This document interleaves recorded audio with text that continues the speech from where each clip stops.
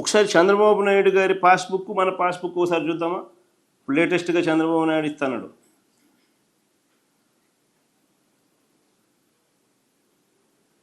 చంద్రబాబు నాయుడు గారు అది మన హయాంలో పాస్బుక్, ఇది చంద్రబాబు నాయుడు గారు ఇచ్చిన చంద్రబాబు నాయుడు గారి హయాంలో. ఇప్పుడు ఈయన మన 30 లక్షల పాస్బుక్లు వెనక్కి తీసుకొని ఆ పాస్బుక్లను ఈయన కలరింగ్ మార్చి మళ్ళీ ఎన్నికి రైతులకు ఇస్తా ఉన్న పాస్బుక్లు ఒకసారి చూద్దాం తేడా ఏందని. సేమ్ అయ్యే QR code, same format. Chandrababu Naidu హయాది మనది, మన హయాంలో మనం ఇచ్చింది, చంద్రబాబు నాయుడు ఇప్పుడు ఇస్తా ఉంది. జియో కోఆర్డినేట్స్తో ల్యాండ్ పార్సెల్ నెంబరు, జియో కోఆర్డినేట్స్తో ల్యాండ్ మ్యాప్, విస్తీర్ణం కూడా తెలుపుతా ఉన్న వివరాలు with geo coordinates, with QR code.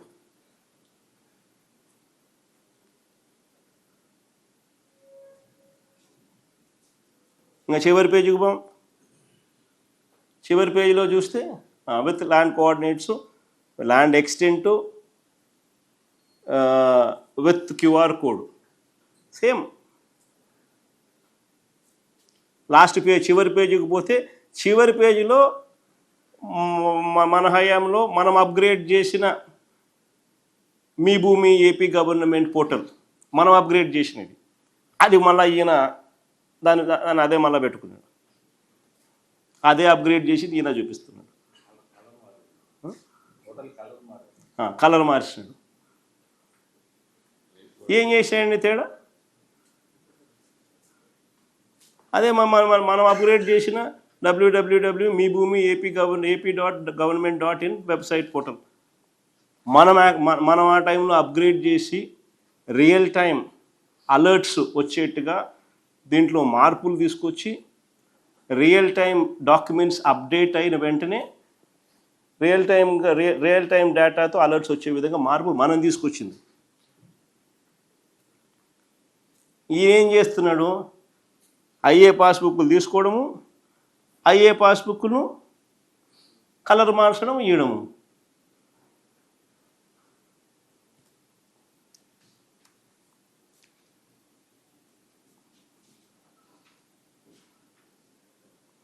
అన్నీ సేమ్ టు సేమ్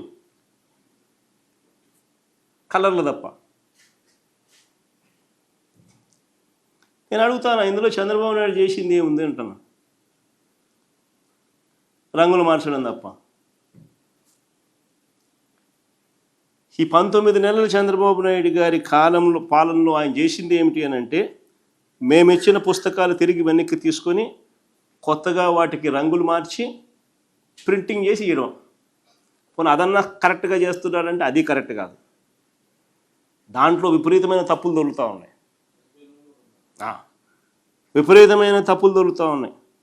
పేర్లు తప్పులు వస్తూ ఉన్నాయి, ఫోటోలు తప్పులు వస్తూ ఉన్నాయి, ఐడి నెంబర్లు తప్పులు వస్తూ ఉన్నాయి, విస్తీర్ణాలు తప్పులు వస్తూ ఉన్నాయి, అన్ని తప్పులే కనిపిస్తూ ఉన్నాయి. మళ్ళీ వాటిని సరిదిద్దుకోవడానికి కోసం మళ్ళీ రైతులు ప్రజలపై లంచాలు ఇచ్చుకోవాలి, మళ్ళీ వాటిని సరిదిద్దుకోవడానికి కోసం. ఇప్పుడు జరుగుతుంది అది. రెవెన్యూ క్లినిక్ డబ్బులు ఎత్తాలంటే రెవెన్యూ క్లినిక్ పెట్టాల్సిందే.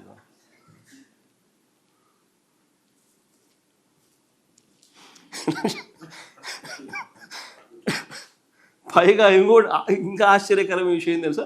మేము పాతిన రాళ్ళను, కొన్ని కోట్ల రాళ్ళను మేము పాతినాం.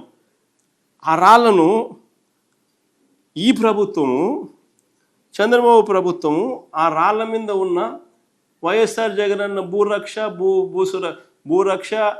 భూసురక్ష అనేది ఏదైతే ఉందో, భూరక్ష పేరును, జగనన్న భూ హక్కు మరియు భూరక్ష పేరును అదే పనిగా 15 కోట్ల రూపాయలని డబ్బిచ్చి దాన్ని తుడిపించే కార్యక్రమం చేస్తూ ఉన్నాడు.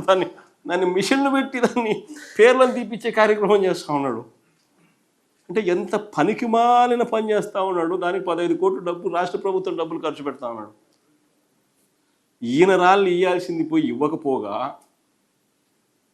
ఆల్రెడీ చేసిన యూనిక్ రాళ్లను దాని మీద భూరక్ష భూ హక్కు అని చెప్పి రైతులకు సర్వే రాయి కింద దాన్ని దాన్ని పెట్టి దాన్ని చెక్కి దాన్ని కూడా పెట్టిన ఆ రాళ్ళను తుడిపేస్తున్నాడు. అంటే ఇంకా భూరక్ష రాళ్ళు కాదు, భూ హక్కు రాళ్ళు కాదు అని చెప్పి చూపడానికి. సో దాంట్లో ఉన్న యూనిక్నెస్ను దగ్గరుండి ఈయన తుడిచేస్తున్నాడు, తీసేసే కార్యక్రమం చేస్తూ ఉన్నాడు. ఎంత పనికిమాలిన పని కాకపోతే ఇదేందండి? ఎవడన్నా బుద్ధునోడు చేస్తాడు అది. ఆ అంబేద్కర్ విగ్రహం దగ్గర కూడా అంతే. దాని మీద అంబేద్కర్ విగ్రహం నేనే స్టార్ట్ చేసిన, ఫౌండేషన్స్ వేసిన, నేనే దాన్ని కమిషన్ చేసిన, కంప్లీట్ చేసిన. దాని మీద నా పేరు ఉందని చెప్పి అదే పనిగా అధికారులను పంపించి దాన్ని చిజిల్ చేసి ఆ పేరుని తీసిస్తాడు. ఎంత పనికి మాలినోడు ప్రపంచ చరిత్రలో ఎవడు ఉండడు. ఇప్పుడు నా పేరు ఆ నుంచి తీసేస్తే మాత్రం ఆ అంబేద్కర్ విగ్రహం ఎవడు కట్టాడని తెలీదా? ఈ రైతులకు సర్వేలు ఎవడు చేయించినాడు? ఇంత వ్యవస్థలు ఎప్పుడు వచ్చినాయి? ఈ ట్యాంపర్ ప్రూఫ్ పాస్బుక్లు ఎప్పుడు వచ్చినాయని తెలియదు రైతులకు. ఎంత పనికి మాలినోడు అంటే అంత పనికి మాలినోడు.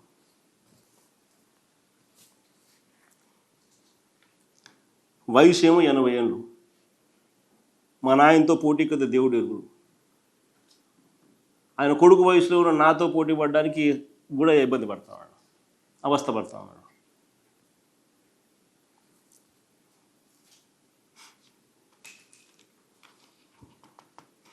ఇంకా ఆశ్చర్యం ఏమిటో తెలుసా? ఇప్పుడు ఇంకా విచిత్రం, నిజంగా అన్నిటికన్నా విచిత్రం ఏమిటంటే, ఇప్పుడు ఆయన సర్వే చేయించే కార్యక్రమం ఏదైతే చేస్తూ ఉన్నాడో సర్వేరాలు లేవు. సర్వేరాలు లేవు. అంటే ఏ రాయి పడితే ఆ రాయి పెట్టుకోవడము, అదే సర్వే రాయి అని చెప్పి రేపు పొద్దున ఎవడైనా కానీ చూపించవచ్చు. సర్వేరాలు లేకుండా సర్వే చేయించే కార్యక్రమం చేస్తాను. ఎంత విచిత్రమైనవాడు, ఎంత విచిత్రమైనవాడు. సర్వేరాళ్ళు ఉండకపోతే సర్వే ఎలా జరుగుతుంది? ఏ రాయి పడితే ఆ రాయి నాటితే సర్వే చేసినట్టేనా? సర్వేరాళ్ళు డిస్టింక్ట్గా లేకపోతే ఎవరు పడితే వాళ్ళు రాళ్ళు మార్చరా? ఏ రాయి పడితే ఆ రాయి ఇదే సర్వే రాయి అని అనరా? ఈరోజుకి కూడా 100 సంవత్సరాల కిందట బ్రిటిష్ వాళ్ళు సర్వే అప్పుడు నాటిన రాళ్ళు ఈరోజుకి కూడా అక్కడక్కడ కనిపిస్తాయి. That is the prominence and that is the importance, that is the significance of these survey stones, distinct survey stones.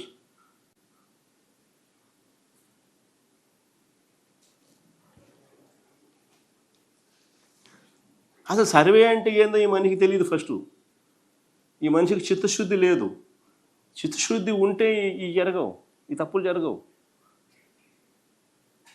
చిత్తశుద్ధి లేదు కాబట్టి తప్పులు జరుగుతూ ఉన్నాయి. మా మీద కక్షతో, తన సేడిజంతో ఇప్పుడు సర్వేను ఏ స్థాయిలోకి తీసుకొని పోతా ఉన్నాడంటే దాని అంతిమ లక్ష్యాలను పూర్తిగా నీరుగార్చే కార్యక్రమం చేస్తూ ఉన్నాడు, గందరగోళం సృష్టించి. అసలు సర్వే పూర్తయ్యాక గ్రామ వార్డు సచివాలయాలలో రిజిస్ట్రేషన్ సేవలు అందుబాటులోకి తీసుకొచ్చే కార్యక్రమం పూర్తిగా వదిలేసినాడు. అసలు గ్రామ వార్డు సచివాలయాలలో రిజిస్ట్రేషన్ అనే కార్యక్రమం ఎందుకు అంత ఇంపార్టెంట్ అంటే, కళ్ళ ఎదుటే రిజిస్ట్రేషన్ ప్రక్రియ జరిగినప్పుడు రికార్డ్స్ అప్డేట్ అవుతూ ఉన్నప్పుడు అంత గ్రామస్తులే అదే గ్రామంలోనే అన్నీ జరుగుతూ ఉన్నప్పుడు మోసం చేయడానికి కష్టమవుతుంది ఎవరైనా. అన్నీ తెలిసిపోతాయి కాబట్టి అలర్ట్ వస్తుంది, అలర్ట్ వచ్చిన వెంటనే చూస్తాడు. పక్కనే ఉన్నాడు కాబట్టి, ఇంటి పక్కనే సచివాలయం కాబట్టి, ప్లస్ వాళ్ళ ఊర్లోనే ఉంటాడు కాబట్టి ఎవడైనా చేసేవాడు కూడా ఏదైనా మోసం చేయాలంటే భయపడతాడు, మళ్ళీ వాళ్ళు వచ్చి కొడతారేమో అని, పక్కనే ఉంటారని. అది ఫైనల్ ఉద్దేశం. అలాంటి ఆ ఫైనల్ ఉద్దేశాన్ని కూడా నీరుగారుస్తూ ఉన్నాడు.